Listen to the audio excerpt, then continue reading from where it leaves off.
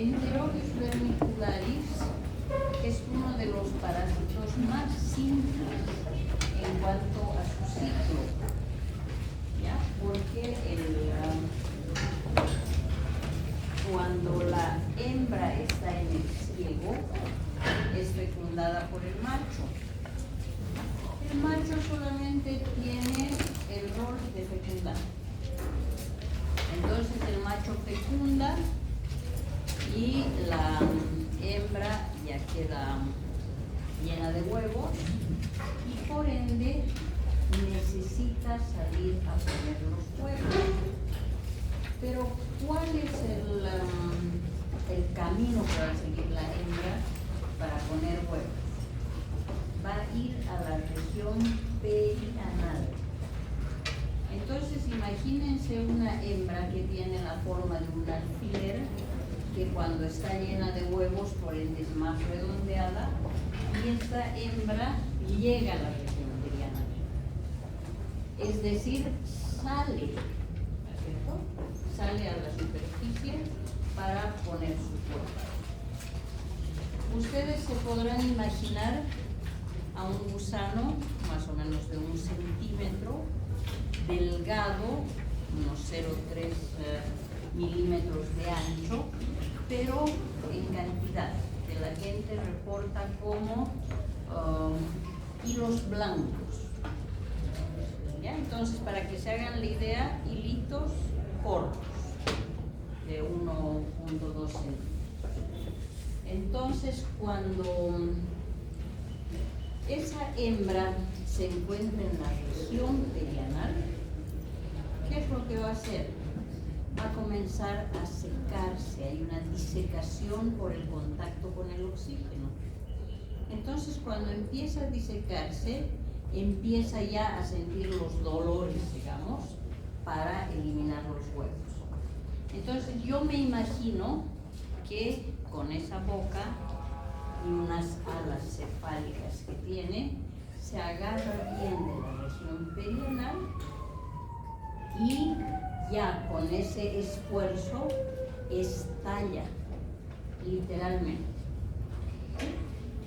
Y cuando la hembra estalla, dispersa los huevos que tiene. Por lo tanto, la hembra solamente una vez va a fecundar y una sola vez va a oviponer, porque al oviponer estalla.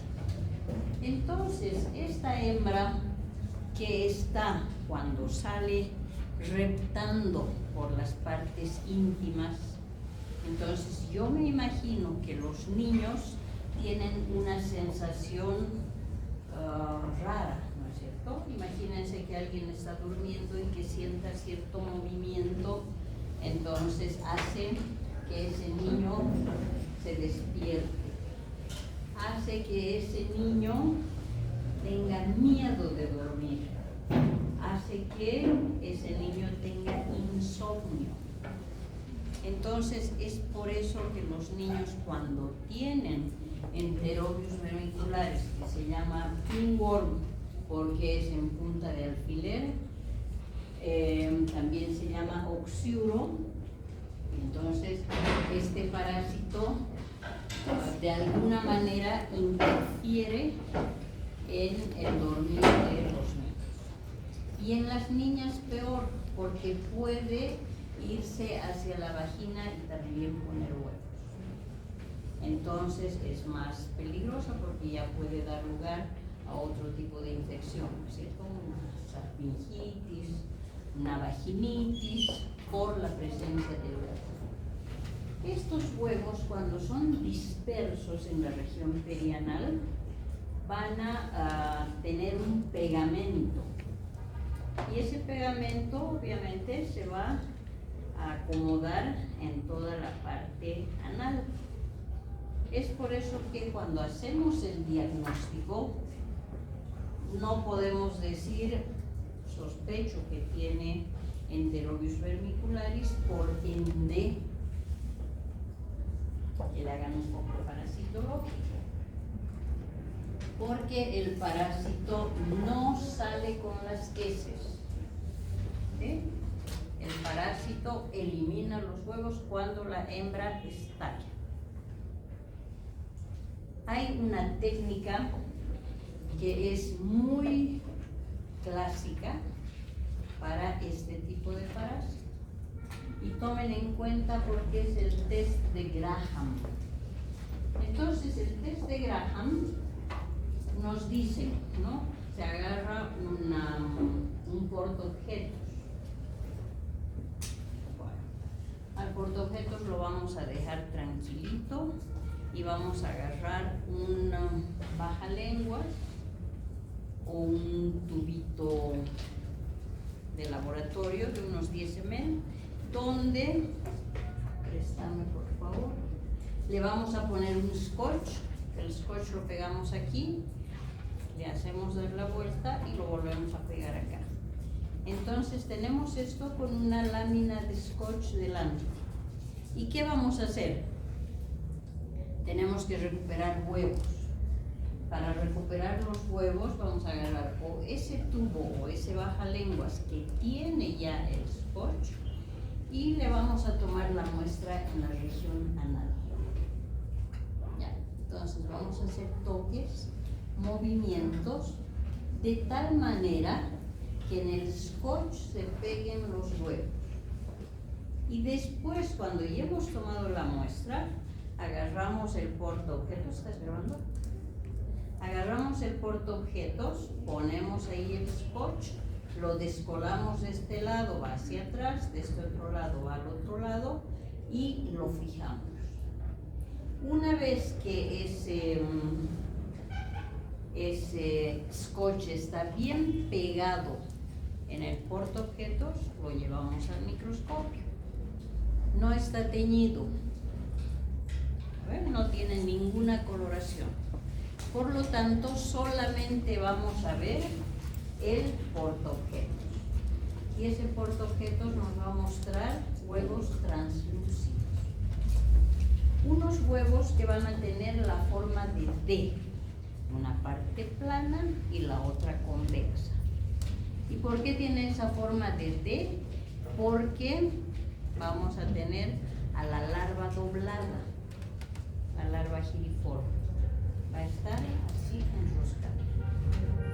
Y eso hace que el huevo se vea con esa forma de una T, de una salteña, si ustedes quieren. Entonces, se imaginan cómo vamos a tener el diagnóstico certero. Hola, Ícaro. Diagnóstico certero. Y vamos a tener la visión de los huevos. ¿De acuerdo? Va a ir mejor viendo. No es esa la llavecita, mira. Vamos a Enterobius vermicularis, oxiuro. Entonces, fíjense. Bueno, fíjense esta parte que parece un ojo. En realidad es el esófago del parásito. ¿Ya? Después, bueno, ya sabemos que los huevos encontrados en coprolitos. ¿Qué son los coprolitos? Son fragmentos de heces que han ido sedimentando con el tiempo y que cuando se toman testigos de las muestras de tierra, se encuentran fragmentos, pedacitos de heces. Y en esos pedacitos de heces, que ya son fósiles en realidad, ahí en esos coprolitos, en cierto tipo de cavernas, se han analizado y han podido ver que sí existían huevos de Enterobius vermicularis. Entonces ya se describe a este nemátodo que solamente está asociado al hombre hace muchos años.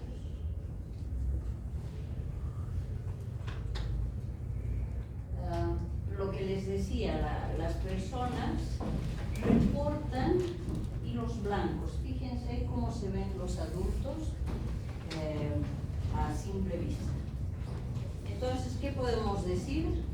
Que esta infección es de tipo familiar.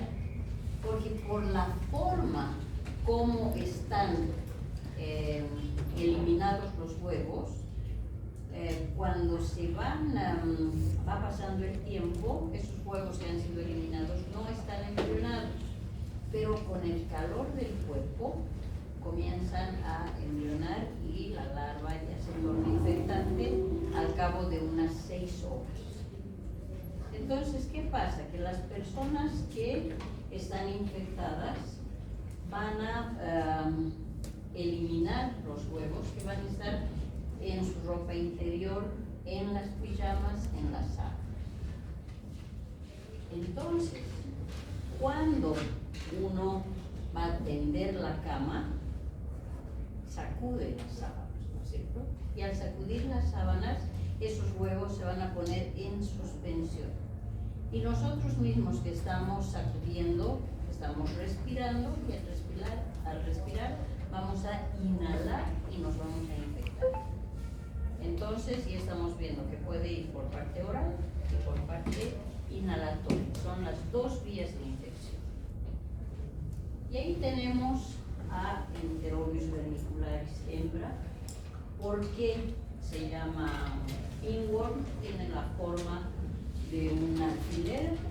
Vean cuán arrozada, cuán puntuda, afilada es la parte posterior, y la parte anterior tiene unas asas cefálicas, que es lo que les decía anteriormente, que les sirve para fijarse a la mucosa. Toda esta parte que ven ennegrecida son huevos. Entonces, este gusano blanquecino, que ya les he dicho mide 1 centímetro, tiene una boca, va a terminar su intestino hasta la parte posterior, donde tiene una cloaca, y como en todos los nemátodos que estamos viendo, el macho es incurvado. Entonces ahí vemos más claramente las asas cefálicas, y esas son extensiones que se van a fijar en la mucosa del organismo. Y ahí vemos la parte del esófago, como les había mostrado anteriormente. Acá también tenemos el esófago prominente, y como en todos, les decía, el macho enroscado.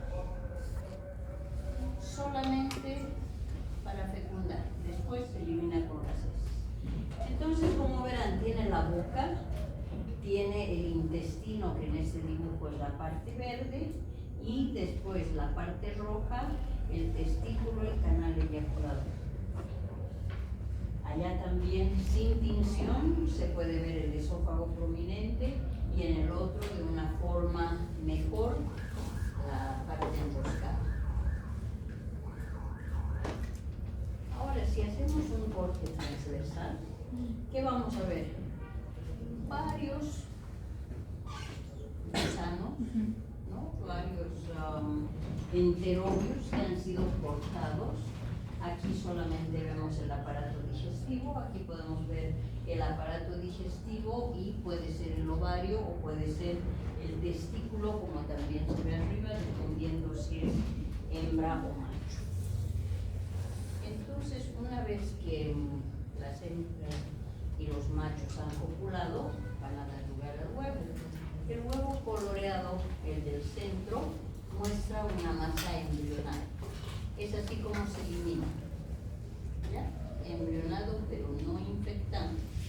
Después de 4 a 6 horas que está en contacto con la temperatura del organismo y el oxígeno, va formándose la larva, como pueden ver en cualquiera de ellos.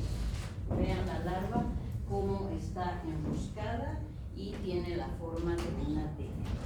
Lo que les decía, el test de Graham, el scotch, acá pegado en un portaobjetos, nos muestra los huevos translúcidos, no tienen ninguna coloración, pero los huevos característicos, con esa larva uniforme adentro.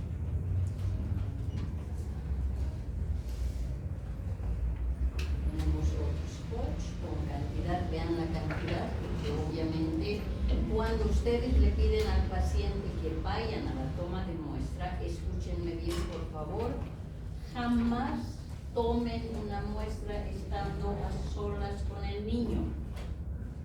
¿Sí? Ahora se escuchan muchas cosas, ¿no? Y se hacen denuncias y todo. Entonces, van a tomar una muestra con el scotch, van a tocar su parte anal, pero tiene que haber una mamá, un papá, un apoderado al lado de ustedes, que vea que solamente van a hacer el toque con el scotch para tomar la muestra. Mucho cuidado. Y cuando esos huevos se colorean con inmunofluorescencia, vean cómo la larva dentro y también podemos observar las membranas que tiene el huevo, pero siempre con la forma característica. Les decía que el ciclo biológico es muy simple, porque los huevos se eliminan, no están embrionados, con el calor embrionan y directamente, imagínense el escozor que puede sentir la persona cuando ha eliminado los huevos. Hay sustancias que no son las normales, entonces tiene una cierta reacción. Con los deditos muy fácilmente va a ir al rascado y esas uñitas pueden tener, o van a tener más que seguro, cantidad de huevos. Después van a agarrar el pan, le van a dar al hermanito, a la mamá o a cualquiera y van a ir contaminados. Y si no, los otros van a quedar en las sábanas, en la pijama.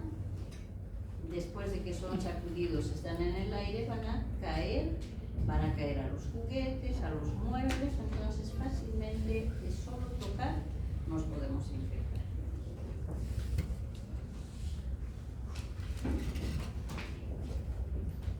Entonces, cuando el huevo ya está embrionado, entra al intestino, libera la larva y obviamente se convierte en adulto, copula y la historia continúa. Entonces, es un parásito cosmopolita de zonas templadas frías, la vía oral inhalatoria por todo lo que les he explicado, ingestión oral fecal a través de las manos, inhalación de huevos, y la supervivencia de los huevos es 2 días en condiciones óptimas, como la prevalencia de un 20%, y se da mayormente en niños porque en las guarderías van a jugar con los mismos objetos, ¿no es cierto? Los mismos juguetes, y esos juguetes pueden ir contaminándose unos a otros. Entonces, cuando la hembra migra, va a dar lugar a prurito, picor intenso, lo que les decía, nerviosismo, insomnio, bruxismo, cuando hacen rechinar los dientes por el mismo estado nervioso que tienen. Y cuando ya están sin dormir varios días, aparte de que van a tener las ojeras, pueden convulsionar por el miedo que sienten. Y las niñas van a presentar huevos en la vulva con descarga vaginal en infecciones fuertes, alteraciones gastrointestinales, van a tener también inapetencia y obviamente van a perder peso y por ende algo de talla. Del diagnóstico de Graham hemos hablado. Se dice que en una muestra va a haber 50% de opción a captar huevos, y en 3 muestras mayor cantidad, 90%. Ahora, lo que ustedes tienen que recomendar a la persona, a la mamá, que mañana lo lleve al niño y que cuidado, ahí te van a ver el potito, entonces te pongo talquito, te lavo bien, ¿no? Al contrario, no tienen que lavarlo, no tiene ese niño que ir al baño a desocuparse, porque al limpiarse ya va a eliminar todos los huevos. Entonces es la recomendación que le tienen que dar, que vaya al laboratorio cuando todavía no ha entrado al baño y que no se lave. Es así como se van a captar mayor cantidad de huevos. Y para el tratamiento obviamente tiene que ser en familia, por todo el riesgo, tratamiento con pamuato de pipinio, pamuato de tirantel, mebendazol y tratamiento familiar. Una vez que se hace el tratamiento, a las 2-3 semanas tienen que volver a hacer un test de Graham para saber si se ha negativizado. Entonces, ¿qué le van a recomendar a esos niños? Hay que tratar la fuente de infección. ¿Cuál es el que está más infectado? No va a haber uno que va a ir contagiando a otro. Cortar las uñas, por todo lo que hemos hablado. No barrer, porque al barrer se levanta polvo y el polvo vamos a ir inhalando. Se dice que se debe lavar a diario las sábanas y pijamas. Quizás no se puede siempre lavar, pero una buena idea es sacarlas al sol.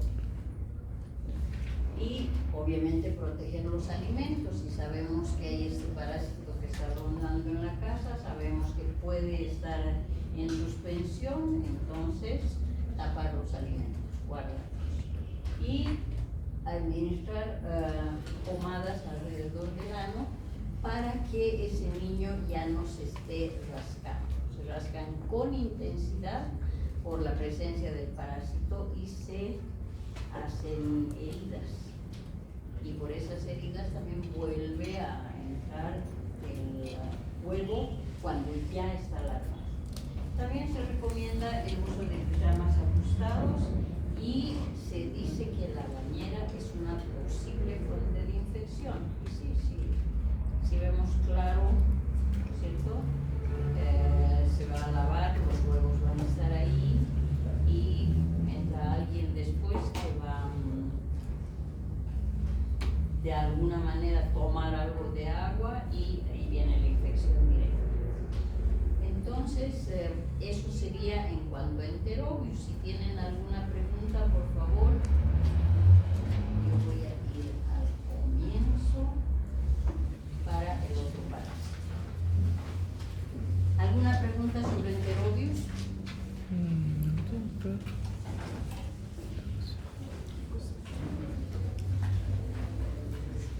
¿No? Nos vamos entonces a tricocéfalo. Trichuris trichiura. Tricocéfalo. ¿Qué nos hace pensar? Tricocéfalo, cabeza en forma de cabello, de pelo. Entonces vean cuán largo es el parásito. 5 a 7 centímetros. 2/3 la cabeza. Eso. ¿De acuerdo? Y 1/3 más ancho, porque en este tercio está alojado el intestino y los aparatos genitales enanos.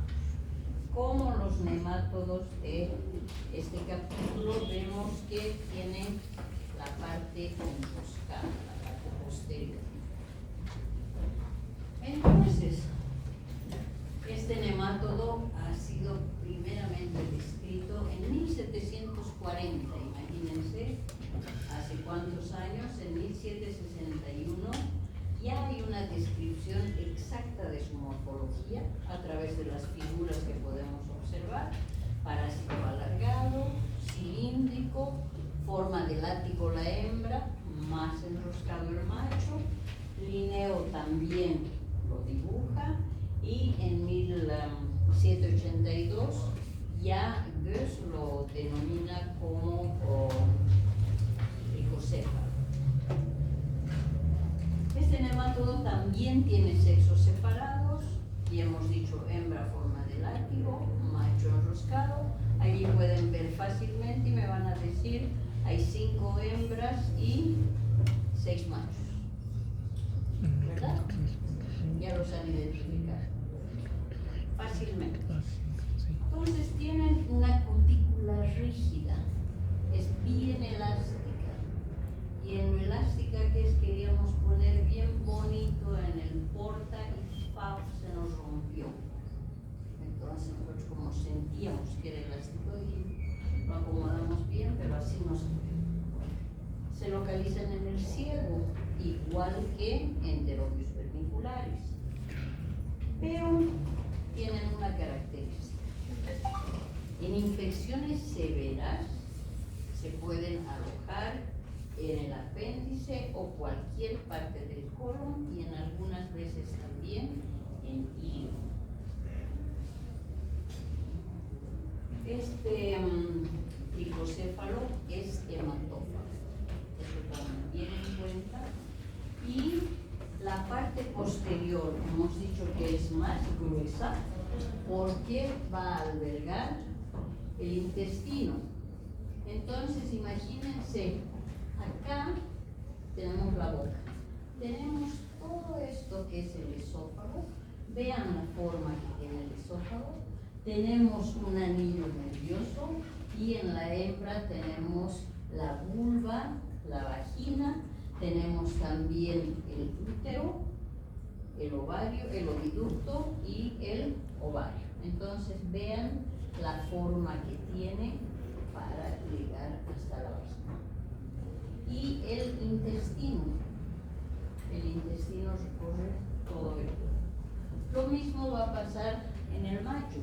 Tiene la boca, el intestino, tiene el anillo y después tiene el testículo, el vaso deferente, el ducto eyaculador y la espícula. La espícula es más larga y tiene otra característica porque tiene una vaina y es una vaina espinosa que recubre la espícula, como podemos ver aquí. Esta es la espícula, una sola, y esta es la vaina espinosa que lo protege. Pero además tiene un músculo retractor. Y en este próximo podemos ver mejor. Vean, la 1 es la espícula, la 2 es la vaina, y acá en el dibujo en color podemos ver la boca, ¿no? Todo el esófago hasta el anillo, y después viene el intestino, que es toda la parte roja que va a terminar en la cloaca, y tenemos los testículos, tenemos el vaso deferente, la vuelta, tenemos el conducto eyaculador que va a concluir en la espícula. ¿De acuerdo? Ahora, fíjense cómo dibujan la parte del esófago. Toda esta parte. No es una línea común y corriente. Parece más un cordón. ¿Y por qué? Porque este parásito tiene la particularidad de tener este tipo de células en toda la parte desde la boca hasta el esófago con una estructura glandular. Esa estructura glandular es una capa de células secretoras de enzimas proteolíticas que reciben el nombre de esticocitos, y en todo el conjunto se forma el esticosoma, y eso es lo que en algún momento va a ocasionar el daño al paciente. Entonces acá podemos ver a la hembra recién recolectada, llamaremos, puede ser de un animal como puede ser de una persona misma, en las circunstancias que les voy a mostrar después, y es medio gelatinoso, como les decía, es elástico, entonces está tal cual sale una vez que va al exterior. Entonces, transmisión oral fecal, la vía de infección oral, mecanismo de infección, ingesta de agua o alimentos contaminados con huevos, la forma infectante, la L3. Este parásito no hace el ciclo de luz. Pregunta del examen. Los huevos son característicos, tienen esa forma de barrilito, limoncillo, lo que le quieran llamar, pero fíjense que tiene unos tapones en los extremos que son tapones hialinos, tapones mucoideos, y tiene tres membranas. Una membrana lipídica, que es la gruesa, que le da resistencia, una membrana proteica y la membrana vitelina. Esta membrana vitelina va a encerrar a la célula germinativa. Son eliminados tal cual. Este es un huevo de Trichuris trichiura que ustedes lo van a ver en el microscopio cuando hagan un diagnóstico coproparasitológico. Mide de 50 a 55 por 22 a 24.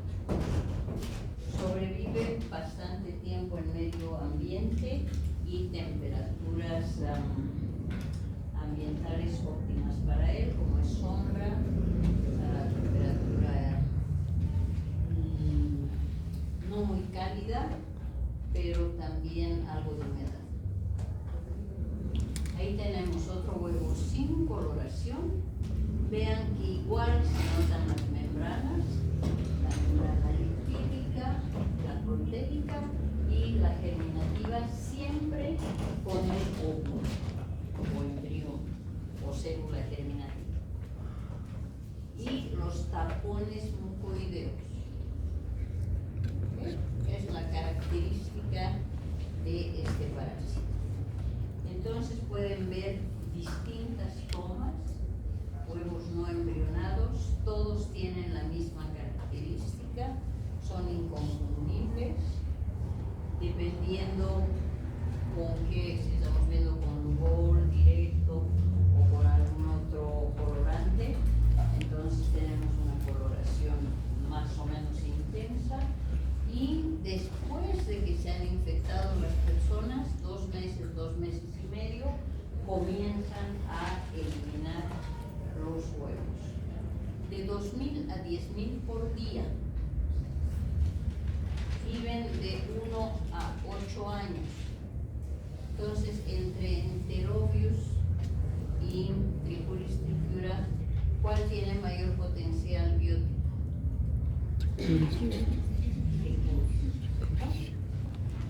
En el otro solo se fecunda una vez y estalla. Entonces vean, los huevos van a eclosionar en el duodeno, van a liberar la larva 3, después de varias mudas como la L3, la L4 que van a madurar en las tripas del tuberculum, y L5 en su intestino va a llegar a ser adulto, que se va a ubicar en el cielo. Ciego y colon ascendente.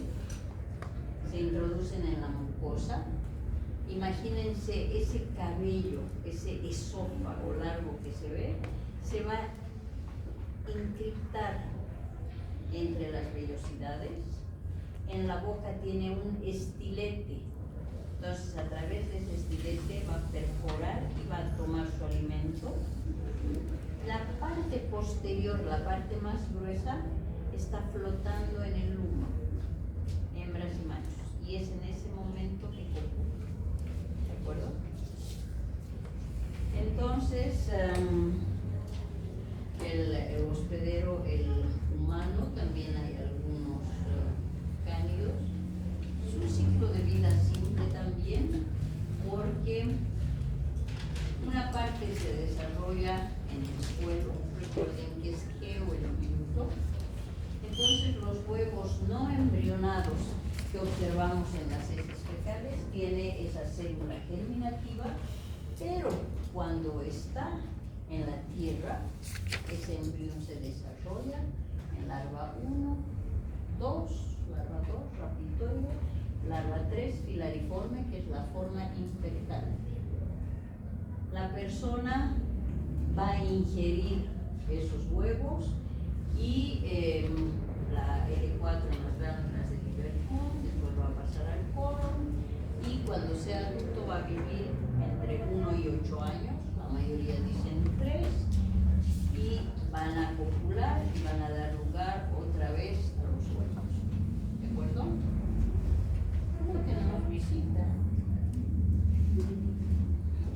Entonces, forma también simple de representar el ciclo en el medio ambiente, ¿no? Es no embrionado y huevo eliminado. No embrionado se divide varias veces hasta que nos va a formar una larva. Esa larva 3 infectante se va a liberar en el intestino, en el hombre los adultos y continúa el ciclo. Ahora, ¿cómo va a producir daño este parásito al hombre? Tiene 2 mecanismos. El primero es el mecánico. Cuando introduce la lanceta, ¿no?, va a incrementar el peristaltismo. Por ende, va a haber diarrea, espasmos cólicos, va a haber deseo de defecar, pero ese deseo de defecación es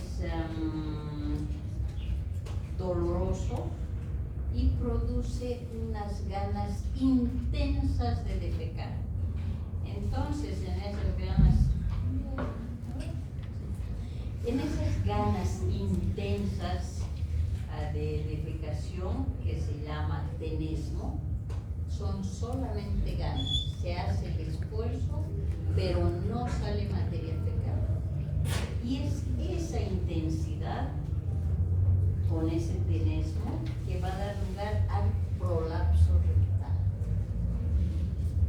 Ya les voy a mostrar cómo es el prolapso, pero cuando se da, el paciente tiene anorexia, tiene disentería, va a estar débil, va a tener palidez, pérdida de peso, bajo desarrollo del crecimiento. Entonces vean cómo todo eso va a incidir en la persona. Y el otro mecanismo es el químico. El mecanismo químico tiene una reacción fibrosa.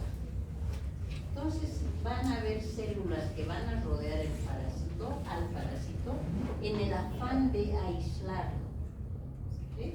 Pero después todo ese conjunto va a fibrosar y no lo van a eliminar, lo van a encerrar, pero en todo ese proceso se van a generar sustancias que van a ser eliminadas y después los enterocitos van a formar un sinsitio, una cavidad, una capa, donde van a dejar de funcionar normalmente.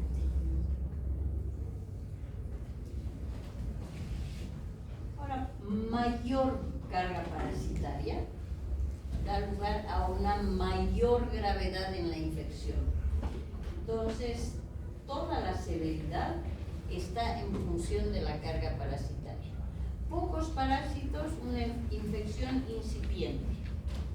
Cuando ya hay mayor carga parasitaria, cuando se dice que la infección es moderada, entonces va a haber un dolor de tipo cólico y van a haber también diarreas. Pero si la carga parasitaria es elevada, el paciente va a presentar disentería crónica, espasmos abdominales y un tenesmo rectal grave.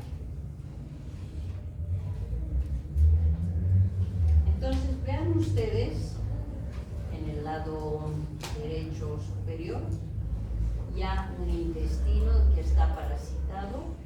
Vean la cantidad de adultos que se pueden observar, y estas infecciones generalmente en niños pequeños van a dar lugar a una infiltración de células, neutrófilos y eosinófilos, y después van a tratar de aislar al parásito sin lograr su objetivo,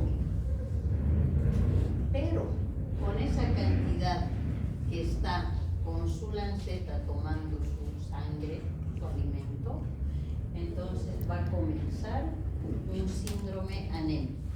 ¿Y por qué se va a dar el síndrome? Con una anemia hipocrómica, Porque, primero, hay pérdida de sangre de la mucosa inflamada. Segundo, hemorragias petequiales por la presencia de esa lanceta y que cambian de lugar para tomar su alimento de tanto en tanto. La ingesta de sangre que va a ser captada por el parásito, y también va a haber un desbalance con el hierro. Y ahí decíamos una fibrosis. Vean cómo queda el intestino abajo cuando la carga parasitaria es elevada. Entonces, en las lesiones digestivas, la lesión mecánica es la más importante por la presencia del parásito adulto. Inflamación, edema, hemorragia petequial. Y en casos graves se complica con colitis, síndrome disentérico y síndrome anémico.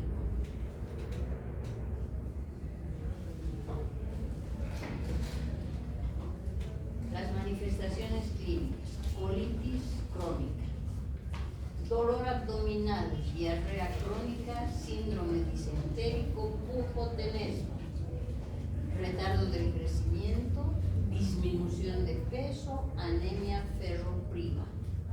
Y las complicaciones principales: el prolapso rectal y la apendicitis. Prolapso rectal primero. Ahora sí, el prolapso rectal. La mucosa anal se sale con el esfuerzo que hace la persona en esa sensación que tiene para defecar, pero que también en los malnutridos hay una debilitación de los músculos sensores y la salida es más fácil. Entonces yo les comento que en el campo estábamos haciendo una encuesta y había un niño sentado por ahí, chiquitito, flaquito, pálido. Yo he pensado que era hermanito de alguno de los alumnos, pero no, era el niño que de acuerdo a su edad estaba en la clase. Entonces cuando le llega la encuesta le pregunto si tenía alguna enfermedad grave, alguna cirugía, algo que se acuerde que se haya hecho mientras jugaba, algo, y me dice que una vez le ha salido una bola por el codito. Entonces, ¿qué creen que pensaba? Prolapso rectal. Bueno, le digo, ¿y qué te ha dicho el médico? No me ha dicho nada, no me ha hecho nada, con su dedo me lo ha vuelto a meter. Conclusión, eso es lo que hay que hacer. Pues no se le puede cortar. Cuando vean, cuando estén frente a esa situación, es uno de los momentos donde sería ideal que un parasitólogo esté. Entonces agarrar su tubito, machito, hembrita, que recolecte, ¿no ven? Pero me imagino que no da tiempo a pensar. Entonces cuando uno ve eso, se pondrá el guante y otra vez adentro, tratamiento y continúa la vida. Entonces imagínense, si en la región anal tienen esa cantidad de parásitos, imagínense más arriba el intestino la cantidad que hay. ¿Sí? Es altísima carga parasitaria. Ahí tienen otra, donde ya hay una diarrea con moco y sangre, hay pujo, hay tenesmo elevado, y obviamente en los niños desnutridos que también presentan una anemia ferropriva elevada, se da otro detalle que es el dedo en palillo de tambor. Entonces, fíjense, el arco normal de la uña es hacia abajo, ¿cierto? Pero vean cómo tiene aquí, en ángulo. El lecho unguial está desviado en ángulo y el dedo es más ancho. Por eso es dedo en palillo de tambor, y eso refleja una anemia grave. Y obviamente, si ustedes se encuentran con ese panorama inconfundible, prolapso rectal por la presencia de parásitos adultos de tricuris, ¿de acuerdo?